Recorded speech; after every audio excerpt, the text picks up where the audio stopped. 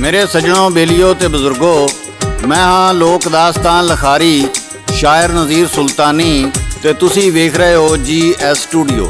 मेरे सज्जनों, साडी अज दी दास्तान दा नाम है सप नगरी।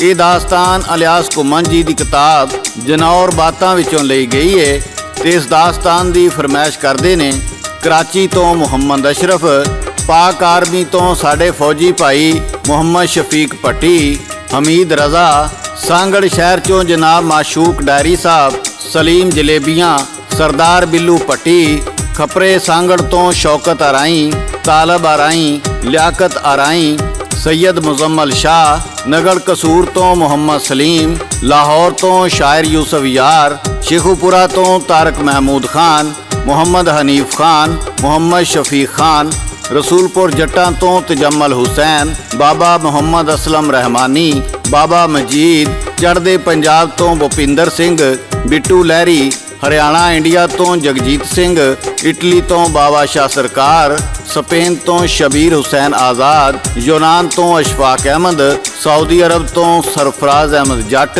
बहरीन तो हमजा खान, साइप्रस तो आमर चीमा, नार्वे तो तसव्वर अजीज़ वड़ैच। ते मेरे सज्जनों, हुण आउने आ असीं अपनी अज दी दास्तान वल्ले। सारी जूह विच काल पै गया ते पिंड दे जट ते लंघे वरे दा बचिया दाणा फक्का पड़ोलियां विचों कढ के सरफे नाल गुजारा करन लग पए, पर कमी शोदे भुखे मरन डै पए। पिंड दे घमियार की कसब फड़िया, पईओ कलम कला खोते उत्ते झुल पा के टिब्बियां वल निकल जावे ते मलियां बूझियां तो बेर ला ला के बोरा भर के घर ले आवे ते रज रज के खावे, पर गवांढियां नूं उक्का सुला भी ना मारे।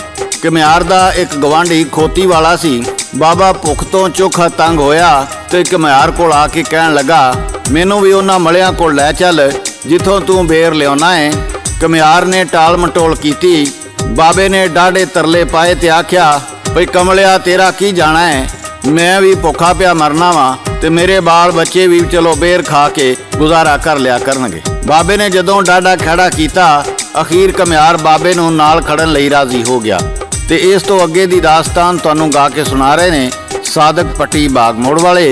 रिकॉर्ड करते ने लाला जी ते शेरी अंदाज विच लिखते ने शायर नज़ीर सुल्तानी।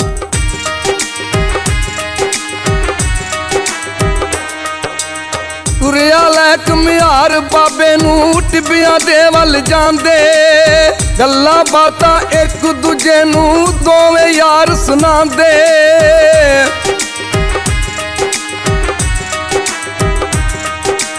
कहन लगा घमियार तू बाबा दूजे राहे पै जा, बेरां दा तू भर के बोरा ओथों घर नूं लै जा।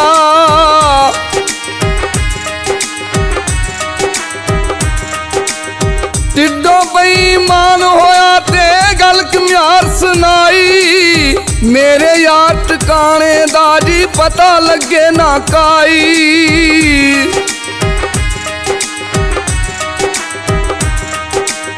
बाबा भोला पंछी उसे राय तुरिया जांदा, चार डंगा दे बेर लभणगे बाबा दिल विच आंदा।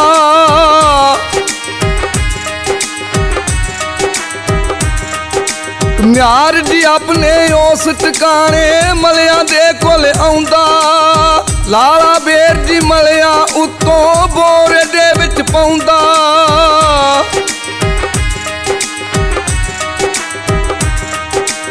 बाबा शोदा जद जी पुजया उन्हां टिब्बियां कोल, सप्पां दी ओ नगरी यारो बाबा सी अनभोल।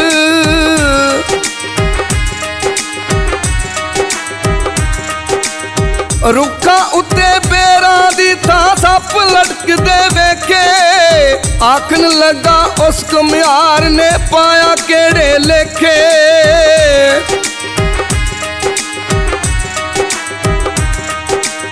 डरदा बाबा लुक लुक लंघे सप न डंग जी मारे, भुख प्यास ना कमला होवे किंजो वक्त गुजारे।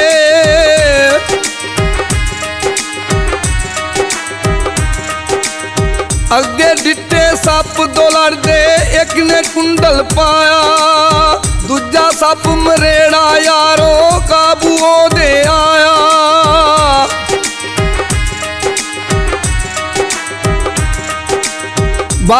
ਮੈਨੂੰ ਜਦ ਦਿੱਤਾ ਉਹਨੇ ਵਾਜਾ ਉਹਨੂੰ ਮਾਰੇ, ਜਾਨ ਛਡਾਵੀਂ ਮੇਰੀ ਬਾਬਾ ਮੇਰੇ ਤੇ ਜ਼ੁਲਮ ਗੁਜ਼ਾਰੇ।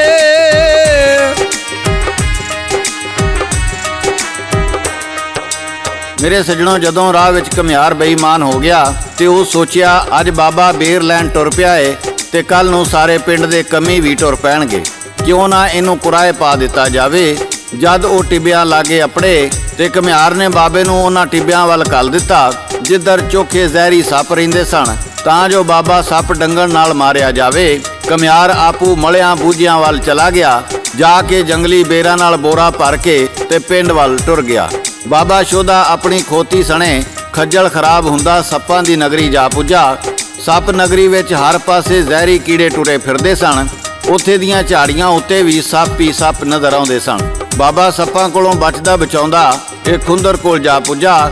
ਉਸ ਵੇਖਿਆ ਭਈ ਇੱਕ ਬਹੁਤ ਤਗੜੇ ਨਾਗ ਨੇ ਇੱਕ ਸੱਪ ਨੂੰ ਢਾਇਆ ਹੋਇਆ ਏ ਤੇ ਉਹਨੂੰ ਬਸ ਜਾਨੋਂ ਮਾਰ ਮੁਕਾਉਣ ਵਾਲਾ ਹੀ ਏ। ਨਾਗ ਦੇ ਕਲਾਵੇ ਵਿੱਚ ਬੋਚੇ ਸੱਪ ਨੇ ਬਾਬੇ ਨੂੰ ਆਉਂਦਿਆਂ ਵੇਖਿਆ ਤੇ ਬੋਲਿਆ, ਬਾਬਾ ਬਾਬਾ ਜਿਉਂ ਜਾਣਨਾ ਹੈ ਮੈਨੂੰ ਇਸ ਜ਼ਾਲਮ ਕੋਲੋਂ ਬਚਾ। ਬਾਬਾ ਝਪਦੇ ਉਸ ਟਿੱਬੇ ਉੱਤੇ ਚੜ ਗਿਆ ਜਿਹਦੇ ਥੱਲੇ ਨਾਗ ਤੇ ਸੱਪ ਲੜ ਰਹੇ ਸਨ। ਬਾਬੇ ਨੇ ਵੱਡਾ ਸਾਰਾ ਪੱਥਰ ਚੁੱਕ ਕੇ ਉੱਤੋਂ ਨਿਸ਼ਾਨਾ ਬੰਨ੍ਹ ਕੇ ਨਾਗ ਦੇ ਸਿਰ ਤੇ ਮਾਰਿਆ ਤੇ ਉਹਦੀ ਸਿਰੀ ਫਿਸ ਗਈ। ਤੇ ਫੇਰ ਕੀ ਹੋਇਆ ਇਹ ਤੁਹਾਨੂੰ ਗਾ ਕੇ ਸੁਣਾ ਰਹੇ ਨੇ ਸਾਦਕ ਪੱਟੀ ਬਾਗ ਮੋੜ ਵਾਲੇ।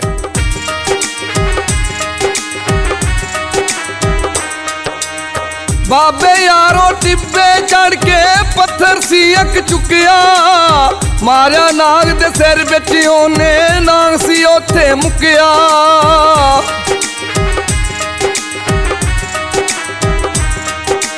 ਜਾਨ ਛੁੱਟੀ ਜੀ ਸੱਪ ਦੀ ਜਿਸ ਦਮ ਕੋਲ ਬਾਬੇ ਦੇ ਆਇਆ, ਜਾਨ ਬਚਾਈ ਮੇਰੀ ਬਾਬਾ ਸੱਪ ਨੇ ਆਖ ਸੁਣਾਇਆ।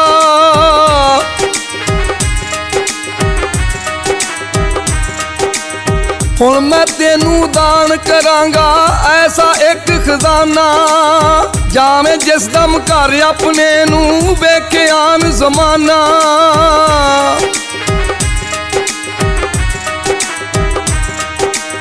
ਲੈ ਕੇ ਸੱਪ ਜੀ ਬਾਬੇ ਨੂੰ ਉਹ ਖੁੰਦਰ ਦੇ ਵਿੱਚ ਗਿਆ, ਵੇਖ ਕੇ ਸੋਨਾ ਚਾਂਦੀ ਉੱਤੇ ਬਾਬੇ ਯਾਰ ਕਿਆ।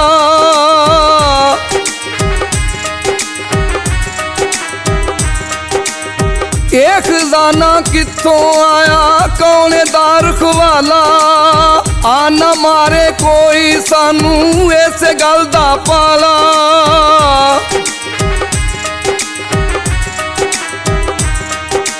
ਸੱਪ ਜੀ ਕਹਿੰਦਾ ਮੈਂ ਰਖਵਾਲਾ ਇਹ ਖਜ਼ਾਨਾ ਮੇਰਾ, ਲੈ ਜਾ ਇੱਥੋਂ ਬੋਰਾ ਭਰ ਕੇ ਹੱਥ ਨਾ ਡੱਕਾਂ ਤੇਰਾ।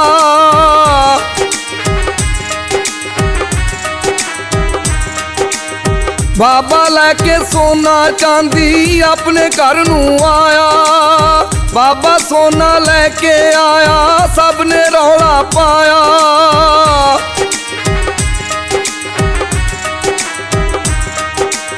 ਉਹ ਘੁਮਿਆਰ ਜੀ ਸੋਚਣ ਲੱਗਾ ਉਹ ਸੱਪਾਂ ਦੀ ਨਗਰੀ, ਮਰਿਆ ਨਹੀਂ ਇਹ ਬਾਬਾ ਉਥੋਂ ਪੰਡ ਲਿਆਇਆ ਤਗੜੀ।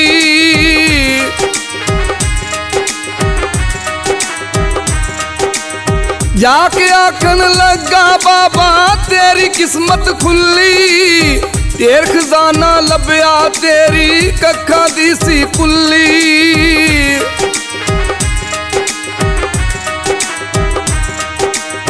ਬੇਰਾਂ ਦੀ ਥਾਂ ਸੋਨਾ ਚਾਂਦੀ ਕਿੰਜ ਜੀ ਤੈਨੂੰ ਲੱਭਿਆ, ਮੈਂ ਤੇ ਝਾੜੀਆਂ ਬੂਝਿਆਂ ਦੇ ਵਿੱਚ ਸਾਰਾ ਦਿਨ ਸੀ ਜੱਬਿਆ।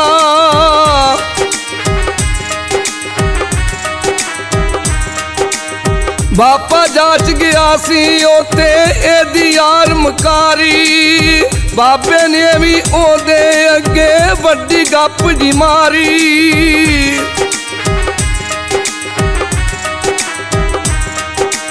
ਭਲਾ ਹੋਵੇ ਘੁਮਿਆਰਾ ਤੇਰਾ ਸਿੱਧੇ ਰਾਹ ਤੂੰ ਪਾਇਆ, ਜਿੱਥੋਂ ਸੋਨਾ ਚਾਂਦੀ ਲੈ ਕੇ ਮੈਂ ਤੇ ਸੱਜਣਾ ਆਇਆ।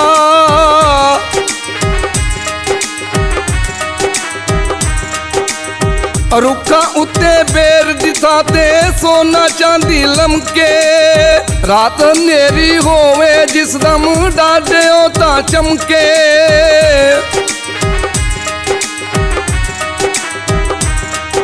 ਲਾਲਚ ਵਿੱਚ ਘੁਮਿਆਰ ਜੀ ਆਇਆ, ਰਾਤ ਹੋਈ ਤੇ ਜਾਂਦਾ, ਬੋਝੇ ਦੇ ਵਿੱਚ ਬੇਰ ਸਿਪਾਏ ਜਾਵੇ ਸੱਜਣੋਂ ਖਾਂਦਾ, ਬੋਝੇ ਦੇ ਵਿੱਚ ਬੇਰ ਸਿਪਾਏ ਜਾਵੇ ਸੱਜਣੋਂ ਖਾਂਦਾ।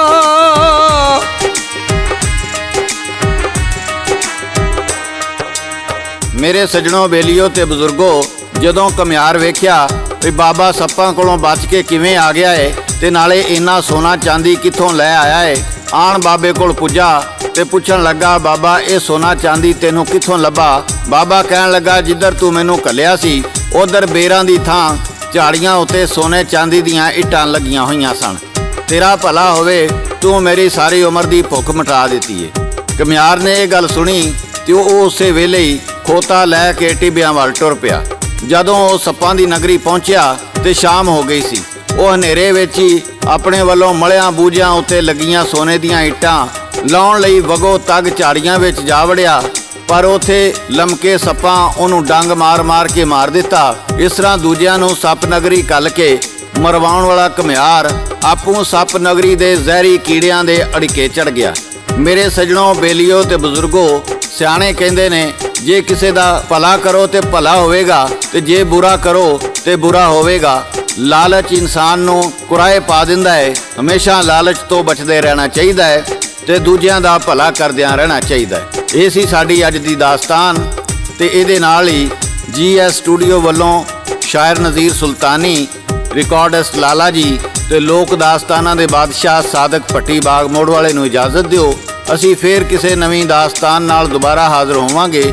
ਉਦੋਂ ਤੱਕ ਅੱਲਾ ਬੇਲੀ, ਅੱਲਾ ਬੇਲੀ।